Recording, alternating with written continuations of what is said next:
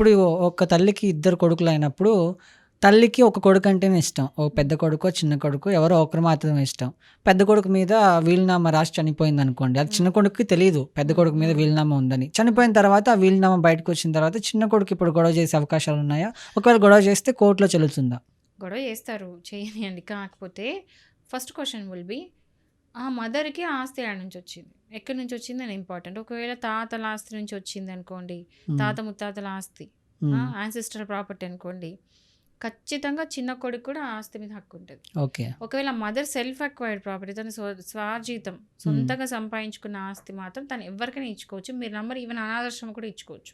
Okay. ఎవరు question చేయడానికి లేదు. హ్మ్. ఎందుకంటే ఆమె సొంతంగా సంపాదించుకుని ఆమె ఇష్టం ఆమె చేస్తది. హ్మ్. ఫాదర్‌ది కూడా ఆయన సొంతంగా సంపాదించుకుని ఆయన ఇష్టం. ఇప్పుడు ఒక ఫాదరు సొంతంగా సంపాదించుకున్న 2 ఎకరాలు, ఒక ఎకరా పెద్ద కొడుకు 1.5 ఎకరా పెద్ద కొడుక్కిచ్చి, అర ఎకరా చిన్న కొడుక్కివ్వచ్చా? ఇవ్వచ్చు. సెల్ఫ్ అక్వైర్డ్ ప్రాపర్టీ అయితే. ఓకే. అగైన్ ఇప్పుడు ఓకే. ఇదేంటంటే మీరు గుర్తుపెట్టుకోండి. వీళ్ళ ఆమె ఎవరు చేస్తారంటే సెల్ఫ్ అక్వైర్డ్ ప్రాపర్టీ. స్వంతంగా స్వార్జితం అంటారు. హ్మ్. సో, వాళ్ళు సొంతంగా సంపాదించుకున్న ఆస్తికి వాళ్ళేమైనా చేసుకోవచ్చు. అనాథాశ్రమం కూడా రాసియొచ్చు. వాళ్ళ ఇష్టం అది.